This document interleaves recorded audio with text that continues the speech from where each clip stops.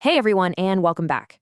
We've all seen them, those glossy headlines and slick artist renderings of sprawling new cities, futuristic highways, and these grand transformative visions for our future. But what if that shiny vision is actually just a mask? Today, we're asking a really tough question. Are these massive projects genuine progress, or are they just a clever cover for corruption? This quote from our source material, it absolutely nails it. It gets right to the heart of the matter. It's a question we should probably ask ourselves every single time we hear about a massive infrastructure plan. Is this a real effort to make our lives better, or is it, like it says here, just another chance to milk public funds? So let's really break that down. Okay, so how on earth do these multi-billion-dollar projects even get off the ground? Well, it's all about the story. The very first step is always to create this incredibly alluring vision. And governments, they are experts at this, weaving these seductive tales of progress and prosperity that are, let's be honest, pretty hard to resist. And just listen to the words they use. We're not just getting new roads. No. We're getting mega corridors. It's not just a new town, it's a smart city. These are not just buzzwords, you guys. They are carefully chosen to make these projects sound futuristic, inevitable, and absolutely essential. It's basically a marketing campaign for progress. It's a compelling pitch, isn't it? I mean, who wouldn't want that? But, and this is the big but, is it all just a glossy surface?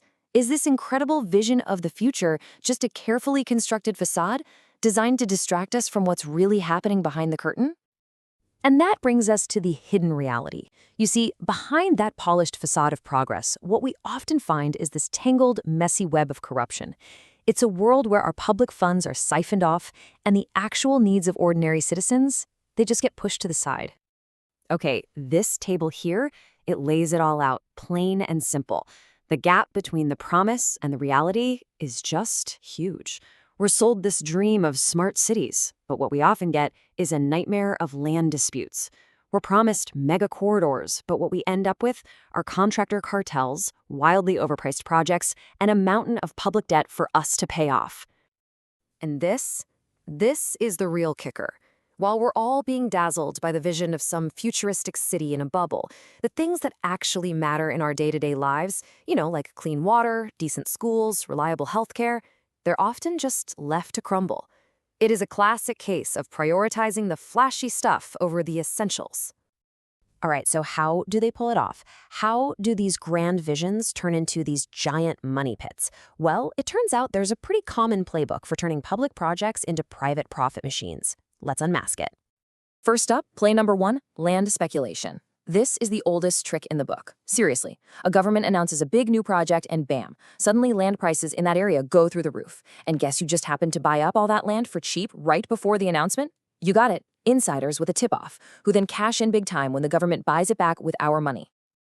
Next up, we have what's called PPP opacity.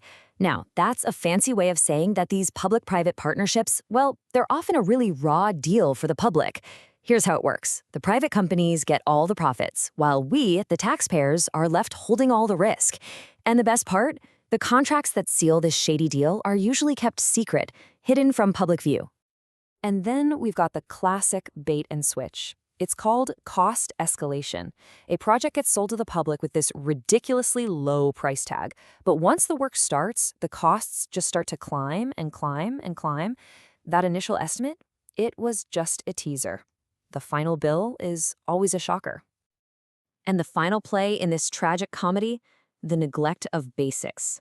You see, for every $1 billion spent on some glamorous vanity project for a select few, that's $1 billion not being spent on the things that matter to everyone else. It's a zero-sum game. And guess who almost always loses? We do. Okay, I know what you're thinking. This is all pretty depressing, right? But hold on, don't despair. The good news is our source doesn't just leave us with the problem, it gives us a prescription for the cure. It's a citizen's toolkit for looking behind the mask and holding power to account. This right here is a simple 5-step plan that anyone, and I mean anyone, can use to become a corruption watchdog. Step 1, do a reality check. Just pick a few big projects in your own area. Step 2, demand the data. Use right to information laws to get the real numbers, not the spin. Step 3, and this is crucial, verify. Go visit the sites yourself. See if it matches the brochure. Step 4, follow the money. Find out how much debt we're really in for. And finally, step 5, map the beneficiaries. Figure out who's getting rich and who's paying the price. It's a powerful tool, and it's for all of us. So when you've done your homework, when you've gathered all the evidence, it all really comes down to 2 simple questions. It's all about weighing the costs and the benefits. And the final verdict is always about who profits and who pays. And this slide, man, it tells the whole story in a single shot. On one side of the scale, you have this small group of insiders, contractors, developers, connected people, raking in the cash. And on the other side, well, that's where you find ordinary people losing their homes, their farms, their livelihoods, and their futures. It's a story as old as time, and it's playing out all around us, every single day. And that brings us to the ultimate takeaway. We are so easily seduced by the slick presentations and the beautiful artist renderings. But we have to remember, a pretty picture isn't a plan. The real measure of a project's worth is not how good it looks in a PowerPoint, but how it actually impacts people's lives. So we'll leave you with this challenge. The next time you see a headline about some transformative new project, don't just be a passive consumer of the news. Be an active citizen. Ask the tough questions. Demand the evidence. And never, ever forget the ultimate test of any vision. Does it serve the many or just the few? Because in the end, that's the only question that really matters.